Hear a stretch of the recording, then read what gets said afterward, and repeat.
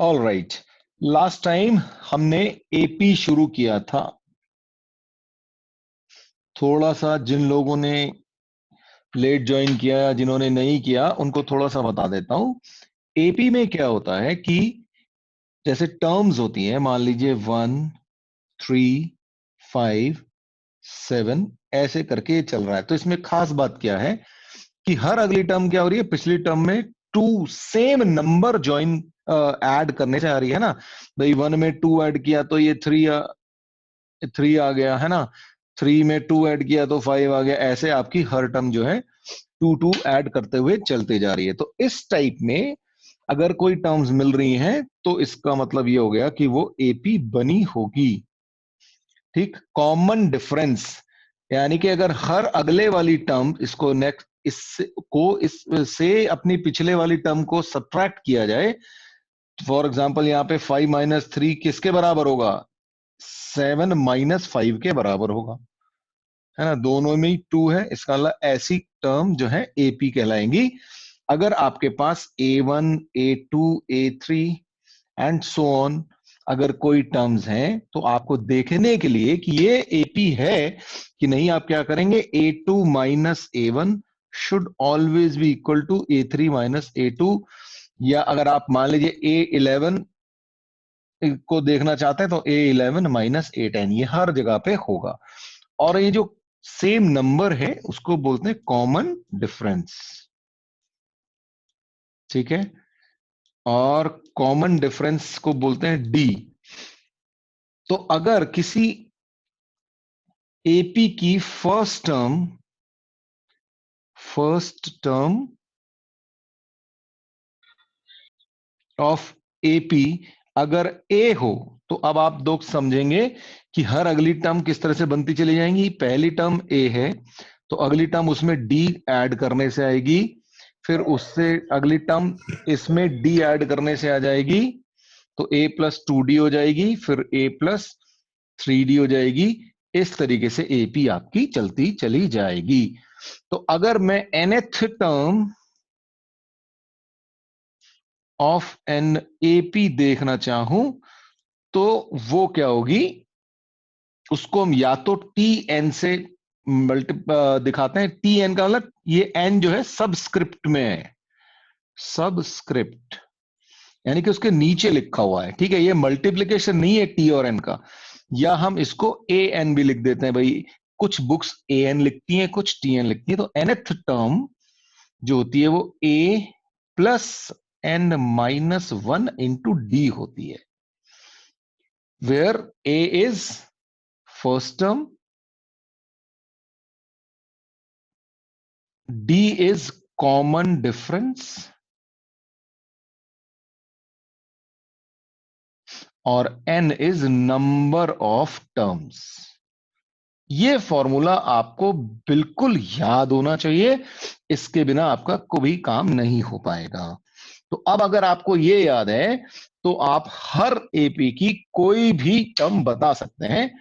For example मैं आपको AP देता हूं 9, 13, 17, 21, 25 एंड सो ऑन। अब यहां पे देखिए क्या हो रहा है, हम पहले चेक कर लेते हैं। चलो अभी तो मैंने बोल दिया कि एपी है, पर फिर भी हम चेक कर लेते हैं कि क्या सही में ये एपी है कि नहीं। तो हम कोई भी दो टर्म चेक कर लेते हैं। मान लीजिए 21 - 17 शुड बी इक्वल टू 25 - 21। तो क्या आ रहा है, 4 is equal to 4। Yes, this is an AP. ठीक, अब अगर एपी दी है तो इसकी फर्स्ट टर्म कौन सी है, ए, और वो क्या बन गई, 9। क्लियर है ये बात। और डी क्या है, दोनों का डिफरेंस कितना है, इन दोनों का 4 है। तो D is common difference that, और ये हमने यहां भी चेक कर लिया था, ये डी आ गया 4।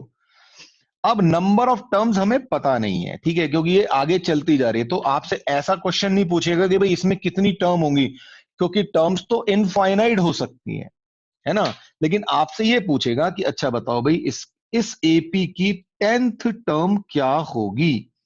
तो अगर आपसे 10th टर्म पूछी तो इसका मतलब आपको एन कितना दे दिया, इसने 10 दे दिया। तो अब आपसे पूछा 10th टर्म, तो आप क्या करेंगे, T10, या आप ऐसे लिख सकते हैं A10। क्या होगी, अब हमारा फॉर्मूला क्या था, A+n-1 इंटू डी।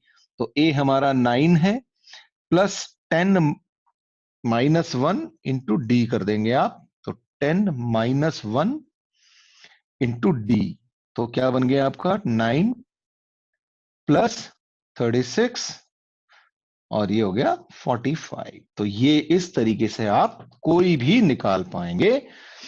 अब मैं आपसे कहूं कि भाई आप इसकी 12th टर्म बता दीजिए, तो क्या होगी, जल्दी से बताओ मुझे। चलिए जी, क्या करना था? अच्छा, 12th टर्म मैंने उस दिन भी कहा था कि अब आपको 12th टर्म लिखनी है तो आपने बार बार फॉर्मूला नहीं लगाना, आपने कहना भी a प्लस 11d कर देना है मुझे, बस 12th term a plus 11d। क्यों? n-1, 12 - 1 11 होता है। तो क्या होगा, a इज 9 प्लस 11 इंटू 4, तो 9 प्लस 44 इज इक्वल टू 53। मैं इसी की आपसे कहता हूं भैया मुझे 24th टर्म बता दो, 24th टर्म। अब ये बता दो जल्दी से भाई, सीधी सी बात है, 24th term a plus 23d चाहिए आपको। तो a था 9, 23 इंटू 4, इसकी कैलकुलेशन आप कर सकते हैं। तो कितना आ गया, ये आपका आ जाएगा 101। 9 प्लस 101। जी, क्वेश्चन है, first term of an AP is -7, common difference is 5, find 18th term and general term. जरा सा बताइए, करिए, क्या करते हैं आप? तो भाई बड़ा सिंपल सी बात है, आपको ए दे रखा है फर्स्ट टर्म यानी कि -7, कॉमन डिफरेंस दे रखा है, डी दे रखा है, आपको 18th टर्म पूछ रहा है यानी कि आपको n दे दिया, n कितना दे दिया, 18 दे दिया। अब आपसे 18th टर्म पूछ रहा है यानी कि T18। फॉर्मूला क्या होता है, a plus n-1 into D, या a प्लस 17d हो जाएगा आपका आंसर। तो a की वैल्यू रख दो और d की वैल्यू रख दो, ये हो गया 85। तो आपका आंसर कितना हो गया, 78। ये आपका आंसर हो गया इसका, ठीक। अब आपसे कहा कि अच्छा भाई जनरल टर्म बता दो, तो जनरल टर्म का फॉर्मूला तो है ही है, T N is equal to A plus n-1 into D. तो ए आपको पता ही है, एन आपको पता नहीं है, इसीलिए तो जनरल टर्म पूछ रहा है आपसे, और डी आपको पता है 4। तो -7, अब 4n -4, तो 4n - 11। ओके, ए डी कितना, सॉरी मैंने D4 ले दिया, गलती हो गई, डी आपका 5 था, तो दिस इज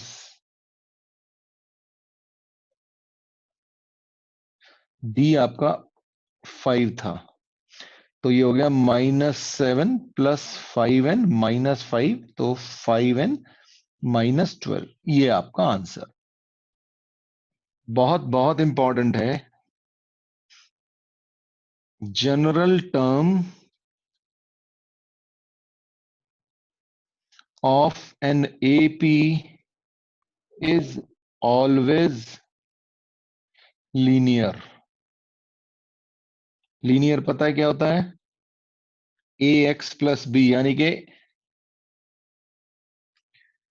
फॉर एग्जाम्पल ये जो आया आपका 5n - 12, 5n - 12, ये क्या है, लीनियर है ना, n की पावर कितनी है यहाँ पे 1, तो हमेशा ऐसा होगा। और एक और खास बात, ये भी आपको जनरली 10th में कोई बताएगा नहीं, पर आपको याद होना, पता होना चाहिए, the coefficient of n will be the common difference. अब देख लो यहाँ पे, अगर मैं आपको सिंपली कहता कि एक कोई एपी है जिसका कि nth टर्म जो है 5n - 12 है, तो उसका डी कितना होगा, पहले तो ये एपी होगी क्योंकि ये लीनियर है, ठीक। और इसका डी कॉमन डिफरेंस कितना होगा, एन का कोफिशिएंट जो कि 5 है। अब देख लो, आपको हमने तो क्वेश्चन ही वही दिया था, तो वहां से तो क्लियर ही है। अब बता दो ये बात समझ में आई कि नहीं आई? ठीक है, 9th क्लास में आप पढ़ते हैं पॉलिनोमियल के चैप्टर में, है ना। अगर वेरिएबल है और उसमें वेरिएबल क्या है, एक्स, तो उसकी जो डिग्री है वो क्या है, 1 है ना। तो अगर डिग्री 1 है तो इसका मतलब ये एपी होगी। जैसे एन में, अब यहां पे हमारे में एपी में वेरिएबल कौन सा चलेगा, एन चलेगा। तो मान लीजिए आपको कोई मिले 2n-2, तो बताओ कि ये एपी है कि नहीं है। मान लीजिए क्वेश्चन आपको ऐसा आ गया कि nth term of a sequence is 2n-2, so check if it is AP, check AP and find, अगर एपी है देन फाइंड कॉमन डिफरेंस। ठीक है, अब आपको कैसे चेक करना, एक तो तरीका है कि भाई आप सीधे लिख दो कि हाँ जी ये तो लीनियर है, तो ये एपी होगी होगी, पर हम चेक भी तो कर लें। अच्छा, तो हम क्या करते हैं, एन की अलग अलग वैल्यूज रखना शुरू करते हैं। तो एन इज इक्वल टू 1 रखूंगा तो T1 टर्म 1 यानी कि फर्स्ट टर्म मिल जाएगी। जैसे ही एन की वैल्यू 1 रखूंगा मुझे फर्स्ट टर्म मिल जाएगी। तो क्या रखूंगा, एन इज इक्वल टू 1 रखा तो 2 × 1 -2, तो ये फर्स्ट टर्म 0 आ गई भैया इसकी। ठीक, एन इज इक्वल टू 2 रखो तो सेकेंड टर्म क्या होगी इसकी, 2 × 2 -2, थर्ड टर्म क्या होगी, थर्ड टर्म, तो 2 × 3 -2 कितने हो गई, 4, फोर्थ टर्म, तो 2 × 4 -2, 6। अब देख लो 0 2 4 6 आ रहा है, एपी है, एपी है, और कॉमन डिफरेंस क्या है इसका, 2 आ गया, हर एक में 2 ऐड हो रहा है, यानी कि d इज इक्वल टू 2 है। तो क्लियर हो जाना चाहिए आपको, कभी भी ऐसा मिलेगा लीनियर टर्म तो वो एपी होगी। आपने और थोड़ी सी गंदगी देखनी है, मतलब कि हाँ नहीं है, ऐसा जरूरी तो नहीं है, ऐसा हो रहा है। आप एक काम कर सकते हो, आपको मैं दे देता हूं, Tn is equal to 3n-3/2, इसको भी करके देख सकते हो आप, करके देख लो, चलो चेक कर लिया ये वाला एपी है। अच्छा अब देखो जरा, एक मिनट, आप अपने माइक्स बंद करो। ठीक है, मान लीजिए ये दिया, अब हम करेंगे क्या, n इज इक्वल टू 1 रखा तो T1 यानी कि फर्स्ट टर्म 3 × 1 -3/2, तो 3 -3/2 निकाल लो भाई, क्या आएगा, कितना आ जाएगा, 3/2। ठीक है, n इज इक्वल टू 2 रखो। ये अपने माइक बंद कर दें प्लीज, नहीं तो मुझे बंद करने पड़ेंगे। कि नहीं है, अब ये भी है कि नहीं है, बताओ मुझे। डी कितना आ रहा है इसका, 3 आ रहा है कि नहीं आ रहा है। भाई आप इसमें से इसको माइनस करो और इसमें से इसको माइनस करो, देखो कितना आ रहा है, 9/2, 9/2 -3/2 कितना आ गया, 6/2 यानी कि 3। ठीक है, 15/2 -9/2 करोगे तो कितना आ जाएगा, 6/3। यानी कि 3 आ गया। डी कॉमन डिफरेंस आ गया, तो है कि नहीं है एपी। भाई लीनियर है तो एपी होगी, आप कुछ भी सोचो, ठीक है ना। आपकी कैलकुलेशन गलत हो सकती है, फंडामेंटल गलत नहीं होंगे। कि अगर लीनियर टर्म दे रखी है तो वो एपी होगी ही होगी, कुछ भी कर लेना। और उसका जो कोफिशिएंट होगा एन का, वो आपका डी के बराबर होगा। बहुत बहुत सिंपल सी बात है। ओके, नेक्स्ट क्वेश्चन देखा जाए।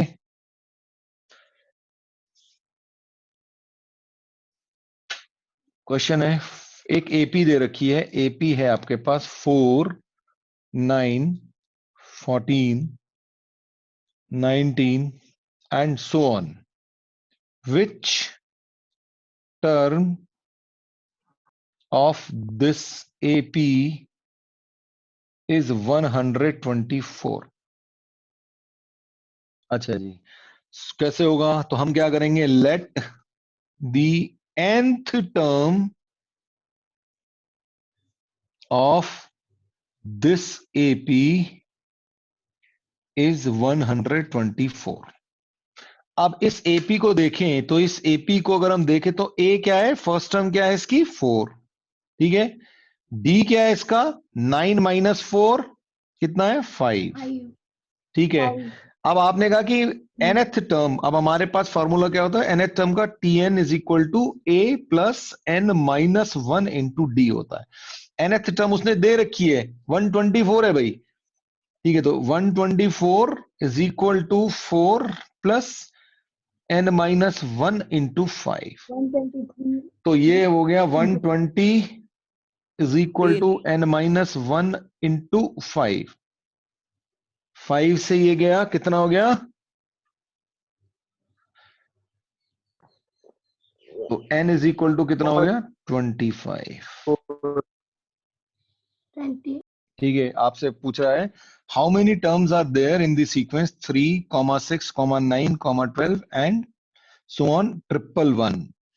अब पहली चीज तो आपको ये सोचना होगा कि भाई हमें तो एपी पता है, तो सीक्वेंस की बात करें तो एपी है कि नहीं है चेक कर लेते हैं। एपी चेक करने का फंडा क्या है, अगली टर्म में से पिछली टर्म को माइनस करो किसी भी दो जगह पे, आंसर सेम आना चाहिए, यानी कॉमन डिफरेंस, या आपको दिख रहा होगा भाई 3 में सेम चीजें ऐड करके अगली टर्म बन रही है, तो आप ऐसे भी चेक कर सकते हो। इज इक्वल टू 9 माइनस 6, यानी कि 3 इज इक्वल टू 3 है। तो अब क्लियर हो गया, इसका मतलब डी कितना हो गया आपका 3, तो ये क्लियर हो गया, डी हमारा 3 है। ए क्या होता है, फर्स्ट टर्म, तो ये हो गई, ये भी 3 है यहाँ पे, तो ए भी, क्योंकि ये फर्स्ट टर्म है तो ये ए हो गई, और ये इन दोनों का डिफरेंस डी है, तो वो, तो किसी भी अब तो इसका मतलब एपी तो कंफर्म हो गई। अब इसने ये कहा कि बताओ जी इसमें कितनी टर्म्स हैं, यानी कि इसकी लास्ट टर्म इसने 111 दे दी, तो हम कहते हैं कि लेट 111 इज nth टर्म। मेरे को पता है तू आंसर देख रहा था तो तू छुपाता है ना मुझसे। कहाँ छुपाया? ठीक है, तो 111 इज nth टर्म, जब nth टर्म है 111, तो ठीक है भाई, अब हमारे फार्मूला में सीधा सीधा पता है a plus n minus 1 into D, तो हमारी nth टर्म हमने कहा है भाई 111 है, a हमको पता ही है, n हमको ढूंढना है, तो बस ये इक्वेशन आ गई, इसको आप सॉल्व कर लें, 3 से कैंसिल कर सकते हैं या वॉट एवर वे में आप जाना चाहें, तो ये हो गया n माइनस 1 इंटू 3, फिर 3 से कैंसिल किया तो n इज इक्वल टू 37 आपका आंसर आ गया। अब बताइए ये बात क्लियर हुई कि नहीं हुई। बहुत बार ऐसा क्वेश्चन आता है, क्वेश्चन आएगा if 10th term of an AP is equal to 52 and 17th term is 20 more than the 13th term, find AP। अब चलिए जी जरा देखें, ठीक है, अब आपको एपी की बात हो रही है, तो आप सबसे पहले क्या लिखें, let the first term is equal to A, common difference of this AP is equal to T. अब उसने कहा कि 10th टर्म, तो मैंने आपको बताया था 10th टर्म कैसे लिखते हैं, T10 is equal to A plus 9D, ये याद है कि नहीं है, उस दिन पिछले लेक्चर में यही करा रहा था और आज भी बताया था कि अगर 12th टर्म लिखनी है तो a plus 11D, 50th term लिखनी है तो a प्लस 49D, एक कम करके इंटू डी कर देते हैं, ठीक है। तो इसने कहा कि भाई 10th टर्म जो है ये है T10 जो है, अब उसको वैल्यू लिख सकते हैं हम, तो a प्लस 9D और इसकी वैल्यू दे रखी है इसने 52, तो a plus 9D is equal to 52, ये बन गई आपकी इक्वेशन 1, ठीक। अब उसके बाद बोला 17th term is 20 more then 13th term, तो पहले तो 17th टर्म लिख लो जी, 17th टर्म क्या होगी, a प्लस 16D होगी। अच्छा 13th टर्म क्या होगी, a प्लस 12D। अब इसने इन दोनों में एक रिलेशनशिप दी, इसने कहा भाई 17th टर्म जो है 20 मोर देन 13th टर्म है, यानी कि अगर मैं 17th टर्म लिखूं तो इसका मतलब 20 प्लस 13th टर्म, या और आसानी से लिखना चाहिए मुझे T17 is equal to 20 more than T13। अब मुझे बता दो ये बात समझ में आई कि नहीं आपको? अब अगर ये बात समझ में आ गई तो बस अब काम खत्म हो गया। T17 कितना है? A plus 16D is equal to 20 plus T13 क्या होगा? A plus 12D। यहां से A से A कैंसिल हो गया और 16D माइनस इधर से 12D आ गया इज इक्वल टू 20 आ गया, तो 4D इज इक्वल टू 20 आ गया, D इज इक्वल टू 5 आ गया। अब अगर आपको D की वैल्यू मिल गई तो इस इक्वेशन में आप सब्स्टिट्यूट कर दो। From A plus 9D is equal to 52 है, तो A plus 5 into 9 is equal to 52 है, तो A is equal to 52 minus 45 है, तो ये आ गया A is equal to 7।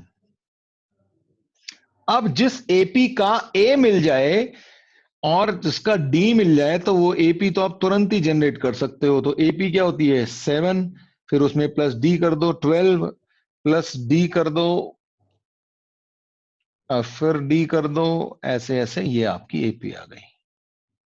Question ये है, sum of 5th and 9th term of an AP is 72, sum of 7th and 12th term is 97, तो आपको AP बतानी है। ये क्वेश्चन है, सोचिए 2 मिनट। देखिए बहुत आसान, फिर से आपने कहना है let first term is A and common difference is equal to D। ठीक है, अब आपसे कहा कि 5th term and 9th term का सम 72 है, तो 5th टर्म क्या होगी? तो condition 1,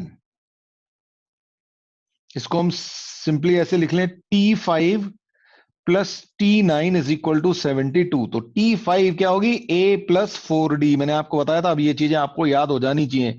9th term A plus 8D और इनका सम है 72, तो इसको ऐड किया तो 2A plus 12D is equal to हो गया 72।